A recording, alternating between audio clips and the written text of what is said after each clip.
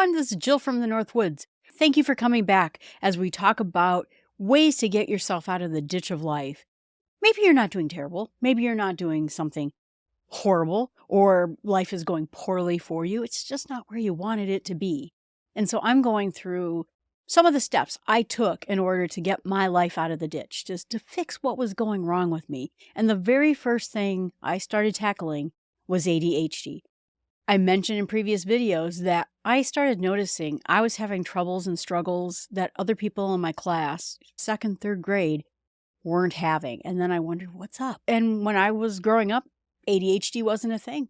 It was hyperactivity. You were a bad kid. You were a lazy kid. You weren't living up to your potential. All sorts of things.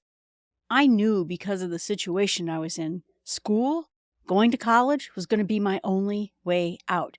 And I had to fix this. And so I tackled this on my own. It wasn't until I really got into college where I suddenly started seeing brain scans of people with ADHD, started listening to people talking about it, medications started coming out.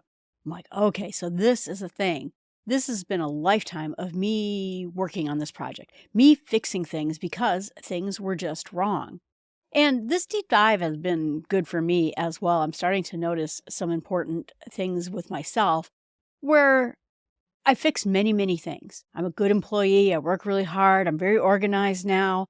But there are still some things that this still leaks out of me. And reading these books and getting in, I don't know, in some kind of a plan. But now me reflecting on this is helping me to understand exactly what was going wrong and maybe still continuing to go wrong with me. I even noticed in the last couple of times, friends correcting me, people telling me, oh, not this. And even times when I was in a meeting and someone said something and I'm like, pay attention, pay attention, pay attention. I was thinking worse things. I should really contact that person. I wonder what's happening. I haven't heard from her in a long time. And then suddenly, oh no, I just missed what he said. So I still struggle with it from time to time, even though I do better with it. But today what we're going to talk about is what are the benefits of having ADHD? Because there are some out there. And this is going to be done through the book that I've been reading for this, ADHD is Awesome by Penn Holderness, and also by his wife, Kim Holderness. Now, if you don't know them, they're fantastic. They have one of the best YouTube channels out there. They're funny. They're a very funny couple. And they ended up going on Amazing Race together. And when they were on the Amazing Race, suddenly he started talking about his ADHD on TV. And I perked up. I'm like, wait, what? He has ADHD. And so his book is really talking about the benefits, things that have gotten through him. But this book is not all benefits. It really is a great book about learning about ADHD. It's not terribly long. But what is it like to be inside the brain? What is it like to be married to someone with ADHD? How do you control it? How do you deal with kids? Then even goes into a little bit about treating it with medication. I just love this book. This has just been one of my favorite reads when it comes to ADHD as a topic. He said one of the biggest things that helped him deal with ADHD and have a successful life and have this amazing YouTube channel, all the things, is because his wife has supported him, listened to him, and helped him in this. He says, they're not doctors, they're not medical people, but they have been dealing with this through their years of marriage. And we're going to talk a lot about that process too. And the first thing that he mentioned, and I mentioned it too in my video, is that most times you don't even notice ADHD in people. The brain works entirely different. It has a lot to do with how much stimulus is coming in. People in trying to estimate cube size when they are ADHD underestimate the size. The level of stimulation that the average person sits in the world and gets enough to keep functioning, the ADHD brain is starving to death. It's looking for the next dopamine hit. It also is not something that's consistent. It changes throughout the whole day, and it changes every day. Every day is a new adventure with it, and it has been for me too. But I don't want people to go and think that there aren't benefits to it. And this is kind of the common thing, I believe, with most things, is that most things are kind of two sides of a coin. You might be very disciplined, but you're also probably very brittle. Or you might be someone who stands up strong against the injustices of the world, but you're also inflexible and sometimes hard to be around. Everything has a plus and minus to it, every personality trait. And even with my friends, they have their own things. And this thing just happens to be mine. And it's hard because a lot of times people will say, you're lazy. You don't ever accomplish anything. We expected better from you, Jill. We did. We thought, you're a smart kid. Why aren't you doing better in school? And so we spend our lives, if we're kind of the lesser side of this, there are some people who have debilitating ADHD. I am not on that side, so I had room to work with it and figure something out. But people get disappointed with you. They wonder why you are so mediocre. You're just not living up to your challenge. You're not doing the things you're supposed to be doing.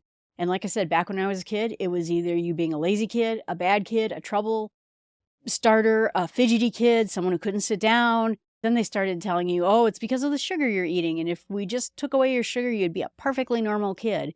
And that didn't work at all.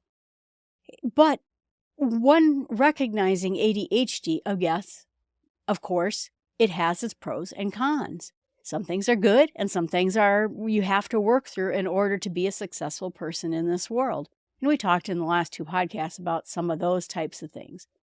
You're going to forget things. You're going to leave out details. You're going to leave your phone at the restaurant. I leave my credit card at stores all the time.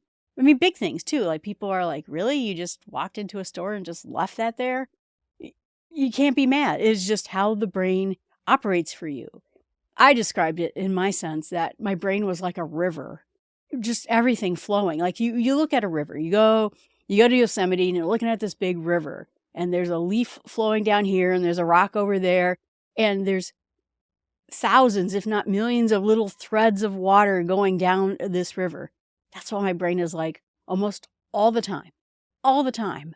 And so it's not that you can't pay attention. It's that you're paying attention to so many things all at the same time. Every moment of the day, you are paying attention to everything. And it's difficult. And you are going to struggle unless you learn how to rein that in or try to figure out how to use that ability to your advantage. You're not doing anything wrong.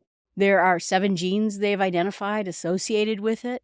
It has, like I said, a lot to do with brain activity. It has to do with sensory perception. It has to do with dopamine and trying to get the next dopamine hit. And so it's good to know that at least if you have these things that are going wrong with you, that you're at least doing some things that are going to benefit you too. And so I hope that when you're looking at trying to figure out what you can do to fix some of the ADHD issues that come up in your life, that you also recognize some of the pros, some of the benefits of it, and then leaning into those, trying to find jobs and ways that you can use this difference in brain to make your life better. And I'll tell you right off the bat, one of the biggest things is that I have friends who understand that I'm ADHD and have understood it for a very long time. And that helps to know someone is on your side for the most part. Sometimes they get frustrated, but for the most part, they understand you're not trying to do these hyperactive things. You're not trying to not listen to them. You are not trying to not get things done that they asked you to get done. One of these people was my roommate. And so there'd be many times where she would say, hey, could you make sure that before the weekend's over, you do the dishes? Oh, yeah, sure, I can do that. And then I wouldn't get the dishes done. She hopefully understood that I was not trying to slight her in any sort of way or go against what she wanted to do. My brain is in 50,000 different places at the time, and very oftentimes I forgot to do things like that. One other thing, too, is that she would always notice is that she goes, don't you see dirt? Can't you just see how messy this bathroom is? Common areas, kitchens, bathrooms, living room. She goes, can't you see all this clutter, all this stuff around here? And I'm like, no, I don't really see that. Can't you see that big pile of dust in the corner? No, I really don't. And I was honest. I really just don't see those things. That is not the kind of thing I focus on. Even this last weekend, we went for a drive and I said the wrong street. I said something was an avenue instead of a boulevard. She goes, you live right by the street. You don't know that this is a boulevard? No, I totally do. I know it's a boulevard. Well, then why do you say it? I don't know. I don't care. I don't care. It doesn't matter. It doesn't matter if this street is a boulevard or an avenue. As long as I'm turning on the right street, that's all that matters. And so it's just a difference of how the brain works. And one of the things that he mentions is that brains, in most people, are sliding scales. I'm very interested in this movie, or I'm not at all interested in this movie, or I'm going to work on my podcast. I'm sort of like a 7 on working on the podcast. For me, he's right. Penn says in his book, it's like a flip switch. Either it's on or off. You're either into it or you're not into it. You're either focused on it or you're not focused on it. It is a very all or nothing kind of way that the brain works on things. I can get very interested in things and be very, very deep dive into it and work on it very, very hard. But the question is, was it the right thing to do? So I can be very dedicated to getting projects done. I'll tell you that this morning I got wrapped up into something and I noticed that my channel, Small Steps with God, was disorganized. I spent the whole morning sitting there fidgeting with it, trying to get it organized, trying to get everything in the right spot, trying to create playlists and make sure the numbers are all going up incrementally. And I thought, gosh, this is funny. It was a great thing to do. I spent hours doing it, but it was probably not the thing I needed to do. What I needed to do was record this, because this is going out tomorrow. So it's not that you don't do things. It's just that you either can't stop doing the wrong thing. You don't recognize at that moment when something's taking away your attention. And then suddenly it is 4 hours later. You do a lot. You just may not be doing the right thing. We have to find the sweet spot of when we can do the right things at the right time, because there's a deadline. This podcast going out tomorrow. I have to get it done, between the things that were great to do, like me reorganizing my YouTube channel. I should have done that. It could have been better organized, but finding that middle place, learning how to, instead of having a switch of on and off, he says having a place where it's a middle position. And there's all sorts of things, of course, that can help, with it. We talked about it in previous podcasts, like medication and getting good sleep and good nutrition and getting exercise, all good things. But I get wrapped up into things. And not only that, once I started organizing my YouTube channel, I couldn't seem to quit. I was all focused in. And no matter how many times I tried to break my brain away and say, okay, Jill, you have to record, I kept not doing it. I kept not breaking away from it. And so that's the impulsive part of it. Trying to regulate your impulsive system in you is one of those things that you have to find that middle ground. And so that you can kind of get some balance in that. And at some point, as you can tell, I'm recording this podcast and I'm recording this video because I figured out I really do need to stop what I was doing and get this done. While the other thing was lovely, this was important and had a deadline.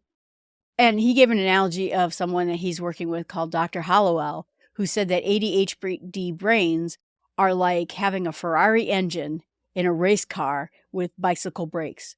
You just don't have that ability to stop. Your brain is racing and running, and when you get into that high focus mode, it goes, and then suddenly it is 6 hours later and you wonder what happened to the time.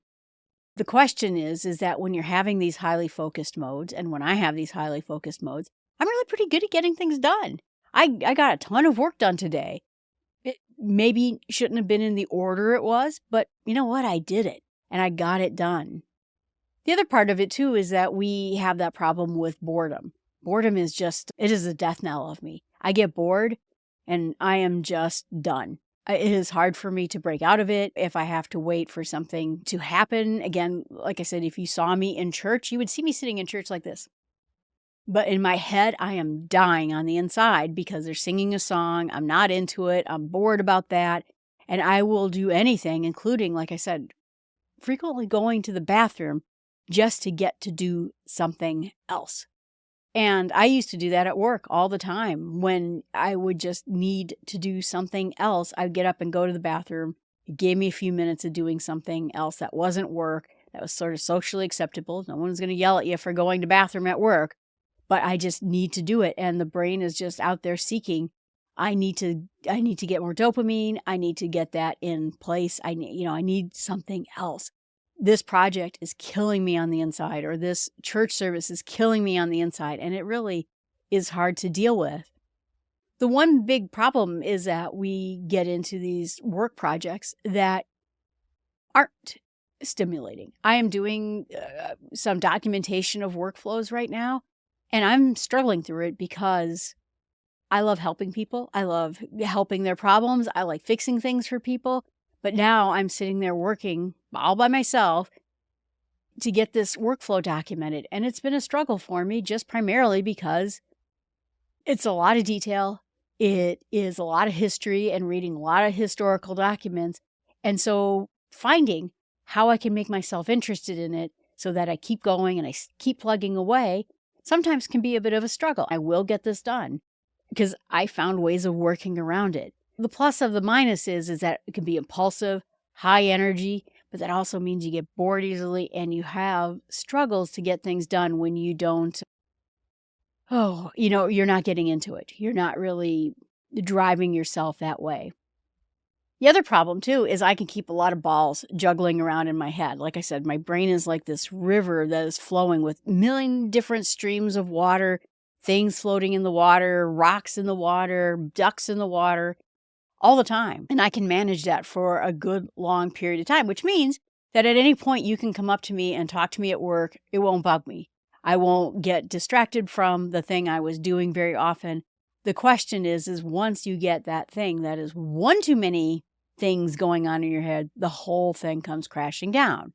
So the good side of it is I'm great at multitasking. I am great at getting things done for people that are very, very different types of things. I'll talk to you. I'll talk to her. I'll contact that one doctor over there. I'll make sure this document is correct. I'll also work on getting that training done that I was supposed to do yesterday. And then one moment where one too many things hits my brain, or one of the things is very, very complicated and I can't work in this river of thought, then suddenly, that's where I start having trouble. I have to focus. I have to pay attention. I have to look at just this one thing. I can't talk to you. I can't have noise on. I can't have music on. I just need to focus. And that can be a struggle. But when you realize that you are able to handle many things at a similar time, get them all done, it's like you see people in these restaurants where they're dishing out all these meals and they're able to keep track of each of the tickets. That's kind of how my life is. So pluses and minuses of that. The other problem and solution is that I tend not to dwell on emotions for very long. I'm not a very emotional person. I'm kind of like this all the time, every day, all the time. People go through things, right? Someone tells you something that's very close to their heart. And then you're like, oh gosh, I'm so sorry. And you are absolutely sorry for them. Oh, I'm so sorry that's happening to you. Did you see that there's a sale on lettuce? And then they think, oh, she doesn't really care. She doesn't really care because as soon as I told her this very deep thing about me, she went off and then talked about this lettuce. And it isn't that I don't care. I do care. I care all the time. And in fact, I care very, very deeply. They say that some people are like iron when they get hot or emotional, and it takes them a long time to cool down. And then other people are like light bulbs. I think it's light bulb, where you turn it on and you turn it off, and you turn it on and you turn it off. And it's not that I don't care, and I do care very deeply. It's just that I don't linger in emotions very much. I'm very much a person where it's just like water off a duck's back. It just goes on to the next thing. And so people will think you don't care, but instead you care a lot. So the good side of that is that you don't dwell on emotions very much. You don't dwell in disappointment. If you try to work on a project and it didn't turn out, you don't get stuck there. If you felt some disappointment with a person, you're angry or you're hurt by something, you feel it. I feel it like everybody feels it. I'm like, okay, great.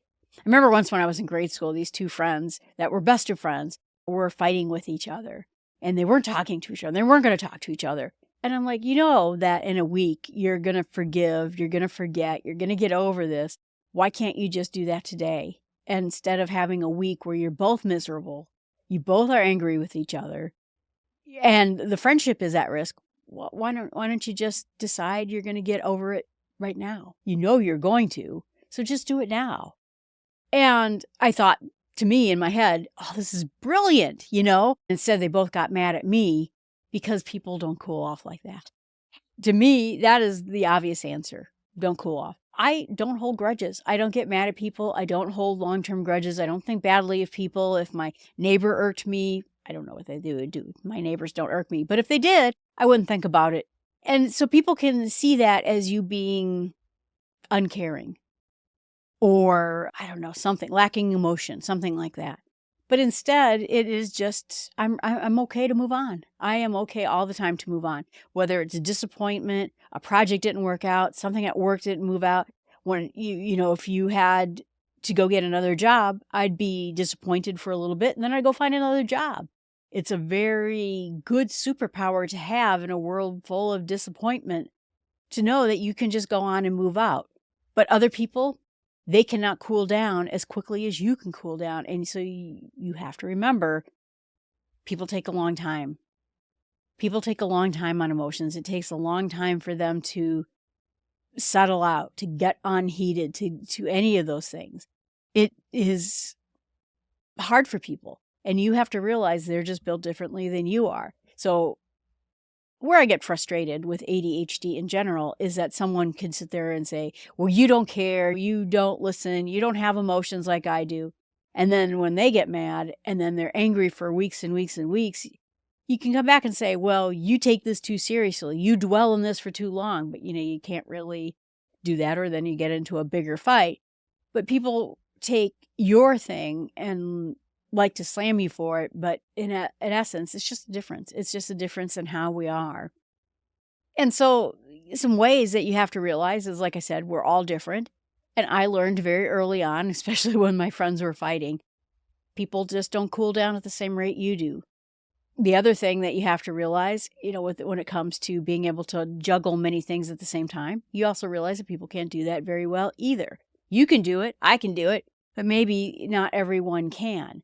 So I remember way back when I was in college, I was talking to my roommate and she said, you talk so much at me that I can't even focus anymore when you aren't talking, because I'm just waiting there for the next moment when you're going to talk to me. And so I was destroying her attention span. Now, I don't have that kind of attention span, because I'd be sitting there reading one of my textbooks and I'd say, hey, did you realize? And I would tell her something cool and interesting, and she was trying to study for her own exam. To me, that would perk me up. To her, that was destroying her concentration. And then the other part of it too is this hyper-focus part of it, where you can get so focused into something. Like I said, I can get just driven into something. I'm really doing a deep dive in it. I'm focusing in on it as best as I possibly can. And I lose hours of time. Great, because I just did a ton of work in a short amount of time, but I also probably should have been doing something else. And I think about other people, I say, well, why can't you just focus on this thing and let's just knock it out? Let's just get it done. Something like that. And people don't work that way. They just need to switch into this mode. I am ready for things all the time. I am always constantly coming up with new ideas, new thoughts, try this, try that. I went from, I'm doing podcasting, to one day it struck me, I need to do YouTube because podcasting doesn't have an algorithm. Hey, you like this one podcast, you might like this other podcast. And so it's hard for a solo podcaster to get discovered.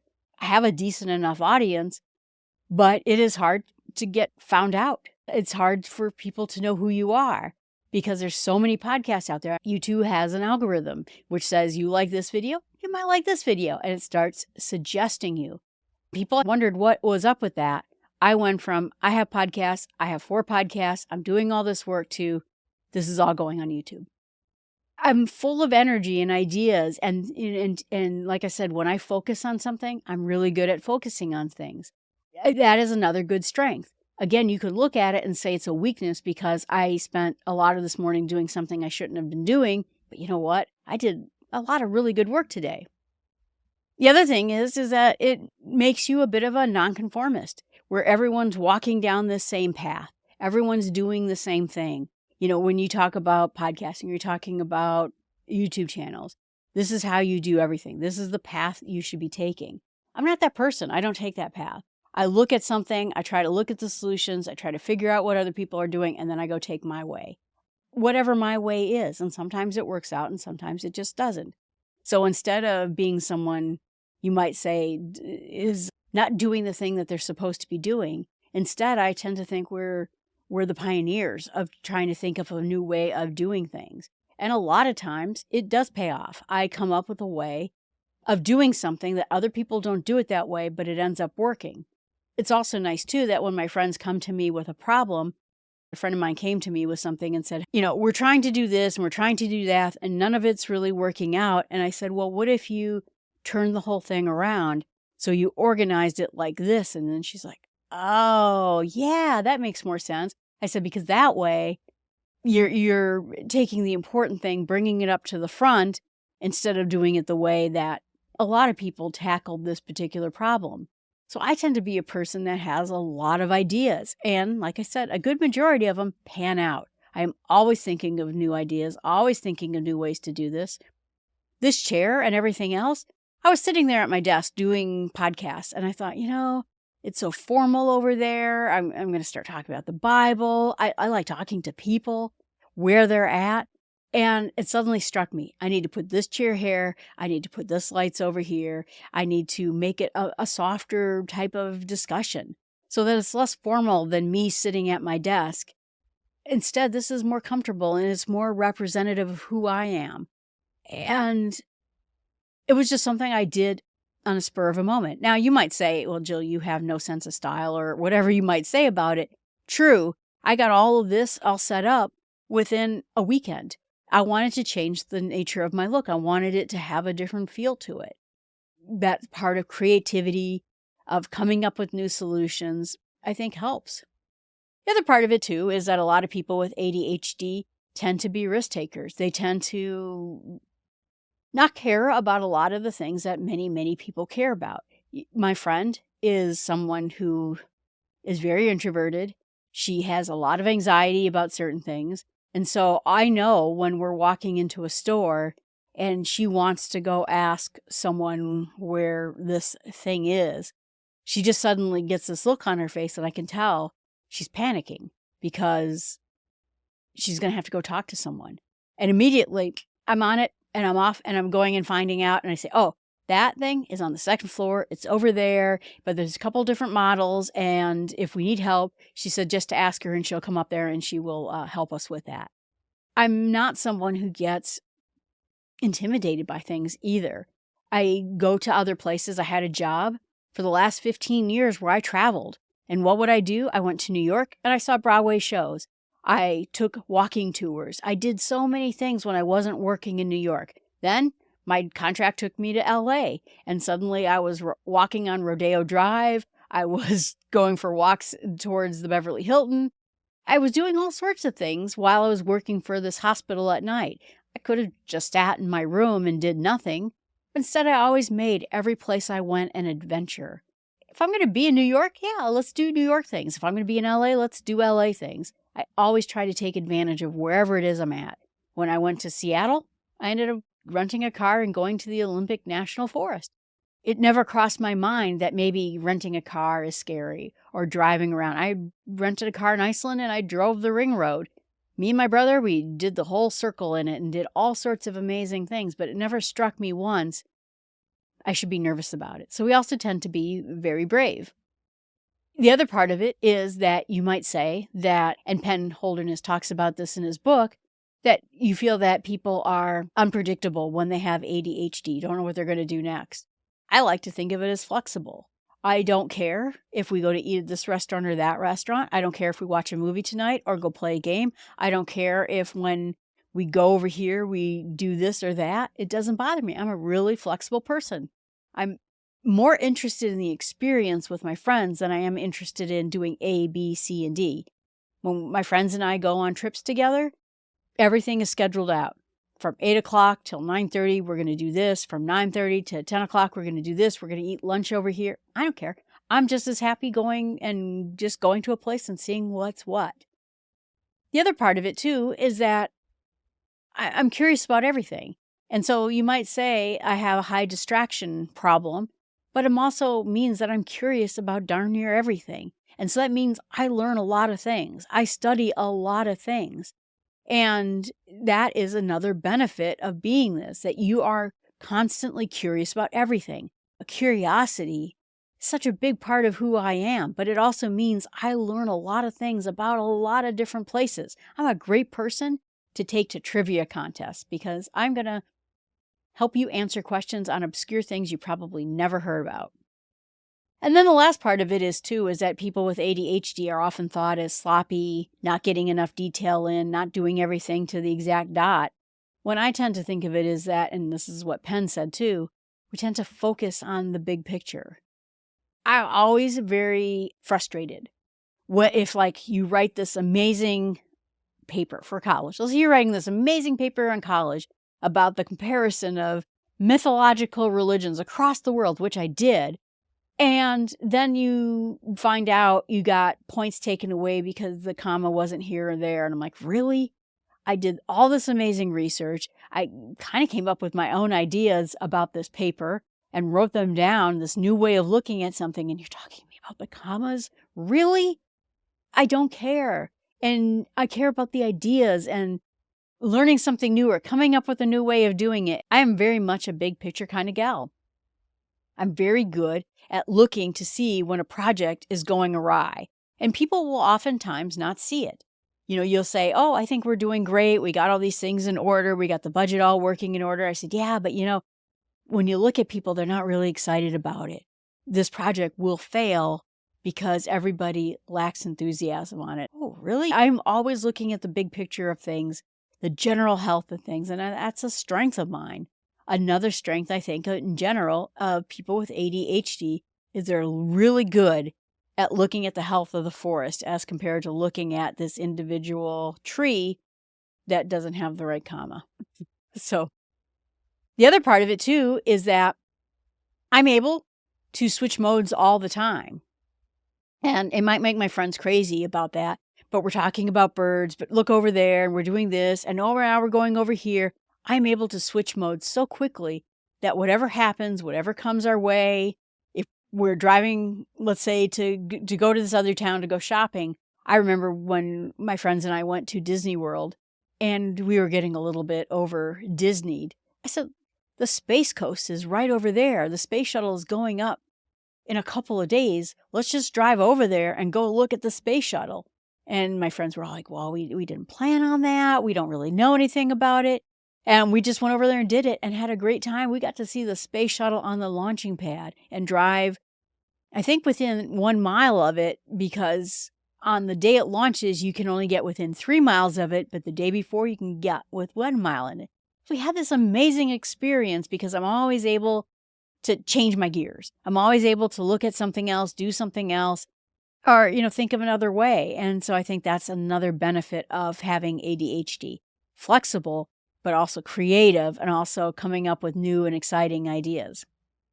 One thing that comes in the terms of creativity, and he talked about it in this book, was he was saying that he always got frustrated in math class when they asked him to show the work.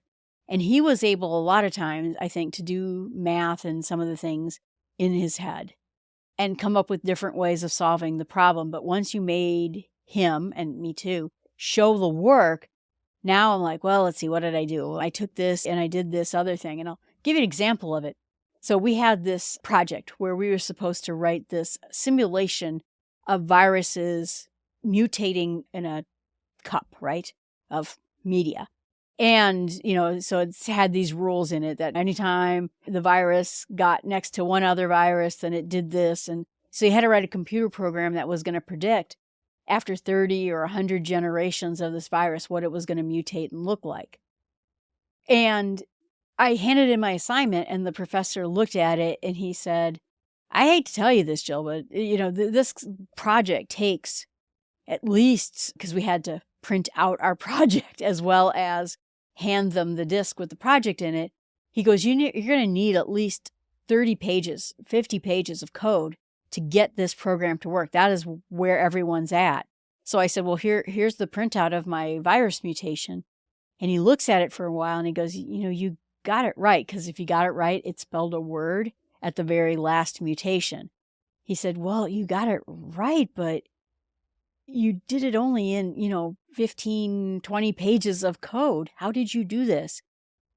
And luckily I had a printout and he could look at it and he goes, I've never seen anyone solve the problem like this.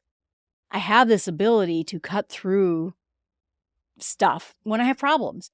And math and computer coding, I was really good at that. I was really good at coming up with different ways of solving problems when it came to math, science, and computers. So that is something that I have as a specialty. But again, if you ask me to explain what I did or go through what I did, I don't know. It just seemed to me the most logical way to go. A little bit like Spock there. I don't know, that this just made sense to me. So having creative solution, problem solving, I think too that when we see a lot of these people who are solving the big problems of our world today using kind of out of the box thinking, probably has to do with their ADHD too. So we're also very good at creative problem solving as well. But I also have to mention that when we do have this problem solving mode, we get into hyper focus mode, it can leave you pretty drained when you're done with this. One of the things that the Holderness family did is they went on The Amazing Race. And you have all these challenges. Some of them are scary. She had to jump off of a high place with, I think, bungee cord things on her or something like that. All these different challenges you have to do. And then one of the very last challenges came up where you had to focus on these saints and put these saints pictures in the right order. And he got into his hyper focus mode and he was able to do this exactly right. That's what won him the game. He had that ability to focus in on exactly what he was being told, then go outside and pick the right photographs that matched what he was told on the inside. It was part of his ADHD focus mode. And that is why he ended up winning that whole piece.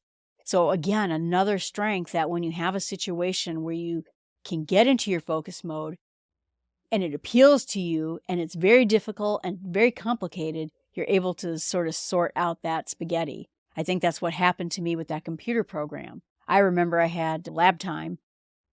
I had time to work on this project at the computer lab, and I was in focus mode. I remember I sort of phased out for 4 hours, and when I woke up, my project was done, and I had it done in under 20 pages. I think it was, like I said, 15 pages. It's really great. It helps you problem solve things. It helps you to solve problems that you have to get through, including winning the amazing race. But I got kind of destroyed at the end. I mean, I obviously was like 4 o'clock in the morning, but I was just beat the whole rest of the week because I had just driven my mind into the ground to solve this problem. And so the next part, when you're thinking about your strengths and your weaknesses, is trying to find a job that leans into your strengths. We talked about some of these strengths that you already have. Are there ways that you can take your occupation and turn it into something that leans into your strength of ADHD? Now that you know that you have strengths and you have ways of solving problems, can you benefit from it? Now, my job before this job was worked for a software company. I was a trainer, a tech support troubleshooter. I also wrote documentation materials, even though I'm not a very good writer. I did QA testing. I also worked as a consultant helping customers do a better job with this software. I would travel all over the United States. People would tell me what troubles they were having with this software and their workflows and their processes, and then I would go there and fix them. That was my job. I had to do writing, documentation, troubleshooting, tech support. I had to try to tell people what this meant in computer language so that they would understand it, people who weren't computer nerds like I was. Suddenly I found a job that was just like me. I had to do a billion different tasks and I had to be good at a bunch of different things. But now I ended up taking a job that was exactly like that, except for one particular hospital. And my days are great. I talk to this person about the report she wants to run. I have my boss and I bouncing ideas off each other all day to try to figure out something. I'm running meetings. I love it. It leans in to my ADHD so well because if I'm finding that I'm struggling to get a particular thing done, suddenly I can just go do something else for a while that is just as valuable, just as important, and get back to this other thing. And so it's been very, very good for me. And I think that in general, not everyone, some people with ADHD tend to be extroverts, tend to be outgoing, tend to want to relate to people. For me, I was an extrovert. I was good with people. I'm able to immediately whip up parties, or, my friend has events that she has for her nonprofit organizations, helping her find solutions to issues, find the right tables, find the right giveaways. I'm very good with that, but also then talking in front of groups of people. I'm able to do those things for people whenever they need to do it. I am very extroverted. I am very social, and it's just one of my particular pieces. So I think that, like I said, the problem with ADHD and autism and all those things in general is that we're all very, very different. Some people are struggling to get in connection with other people, while I'm very good at connecting with other people. So if you start writing down what are some of your superhero powers related to ADHD, not just the struggles you're trying to overcome, you'll start to find a balance in all of this. I mentioned that I did not want to take medication because I heard a lot of people who were taking medication saying it really changed them. Once I got over the things that were breaking me in grade school, I learned a little bit more and I started solving more and more of my problems. To me, ADHD was a benefit. I'm creative. I'm energetic. I never get down about situations. I never get broken down when one of my projects fail. I'll just find another way. I'll do something else. And to me, I learned what my strengths were, what my benefits from ADHD were, and then I started to lean into those. I found careers related to those. I used to work for Microsoft. The thing that got me about that job is I worked on the phone lines. People call up. Everyone had a different problem. It was such a variety of things, and I was good at finding original ways of solving problems. I learned about myself a little bit better. And my last trick is that I try to make sure that I always care about things.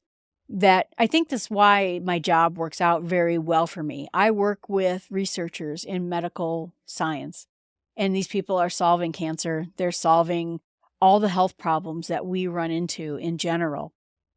And so it helps me to stay engaged in my job because I know that when I'm working with them, I'm helping to solve the world's biggest problems by making sure their software works properly so that they can spend all their time focusing on curing the world's ill.